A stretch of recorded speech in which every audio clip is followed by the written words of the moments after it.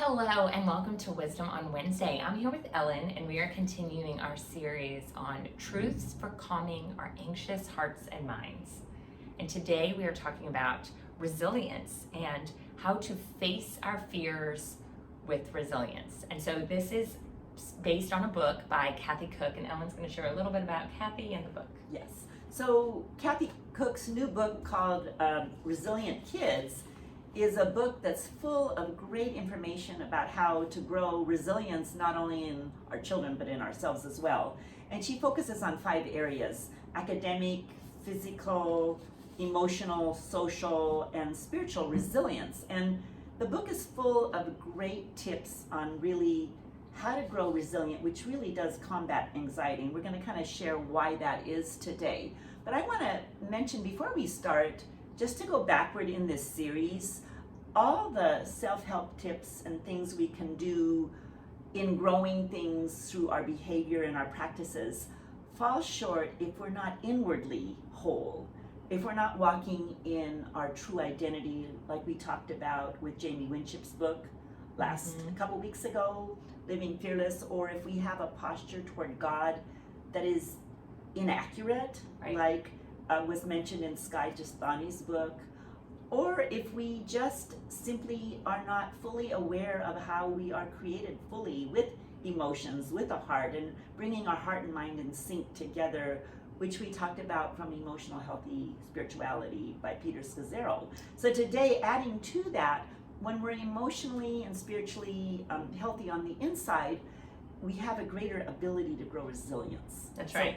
that's kind of what we're because looking resilience really is from that inner state Right. of being. Right. So can you share, we're using this term a lot, and maybe it's not a term you're super familiar with. Can you share what exactly is resilience? So resilience is the ability to recover quickly from trouble. If you want to That's put it really in a short statement, it's risking failure and being willing to grow. It's the opposite of being fragile. So resilience is really finding safety in growing, and when you're fragile, you're finding safety in not growing and not risking. So Right. it's really the opposite of being fragile, and none of us want to raise fragile kids or be fragile ourselves. Correct? Right. So I think what we need to look at a little bit is that here we have this deep desire to do things and to reach our potential, but it's so easy to see that potential in ourselves and have these dreams and desires, but it's like being an airplane that's fully ready to fly but never leaves the tarmac and it never flies. So resilient people feel less anxious because they're the ones they're your child who maybe has a skiing accident and can get back up on the skis after falling, or like one of my granddaughters who did her speech in class and got laughed at and didn't ever want to speak again, but was able to get back up and start to practice how to speak well despite the fears of being made fun at, which is her greatest fear. Right. Or it's like maybe talking to the opposite sex in middle school after being rejected by someone, or trying out for a team again after being dropped. It's all these things that get us back up and trying again.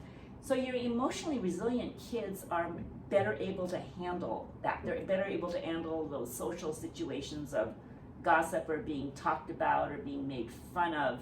And they're also spiritually more resilient and able to hold on to hope and their faith in God. Right. Well, So- they're walking in prayer and they're Exactly. walking in that true relationship. Right. And so this is a learned ability. Right. This isn't something that it just comes totally naturally No. to us. So can you share what are some ways and tips and practices that we can put in place in order to kind of gain this?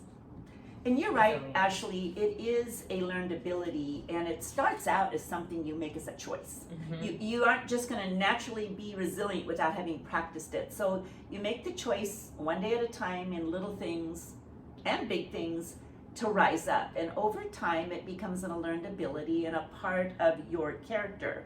It's that ability to close the gap between where you are right now and where you want to be, versus a fragile child will look at that gap of where they want to be and hope other people will get them to where they desire to be, rather Right. than they themselves having to really just make it happen themselves. That's right. So it's like if you didn't make the starting lineup in basketball, do you whine and groan and talk about the unfairness, or do you get out there and prove that you deserve the spot by practicing hard? Or maybe you're a child who cannot get your homework done in the course of the day. You're distracted and you just waste time.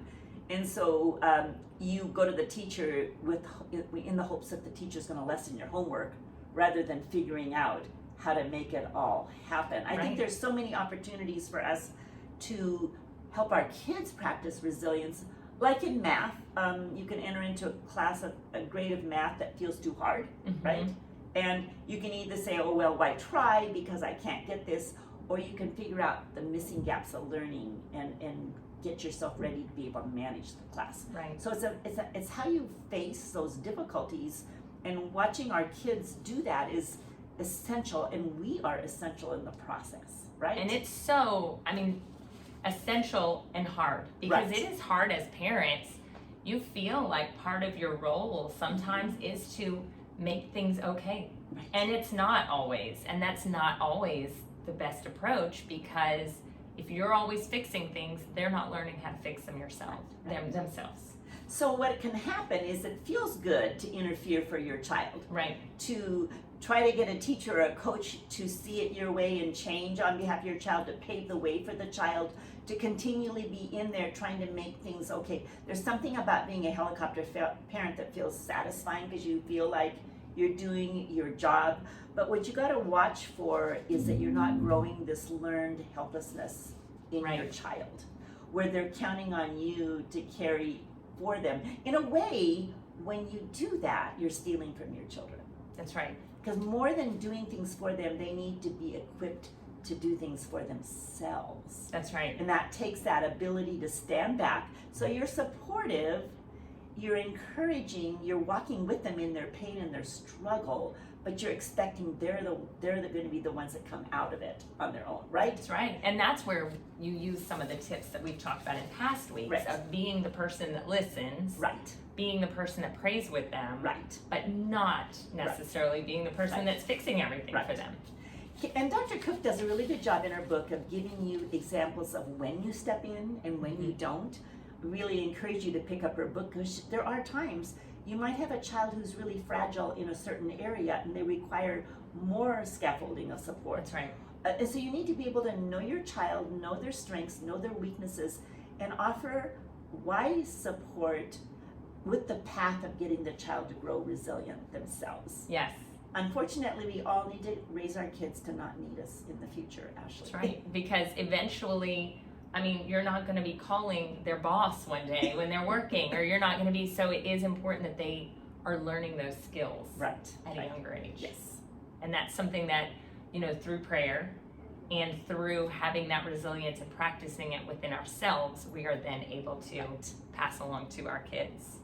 And so with that, we just encourage you to read this book, encourage you to just think about opportunities at each day of your kids' lives. Think of little opportunities that you can be growing this resilience in them, that you can be walking alongside them but not in front of them, or standing behind them and watching how they grow, and use it as opportunities to have big conversations. Yes. And so we thank you for joining us, and we'll see you next week.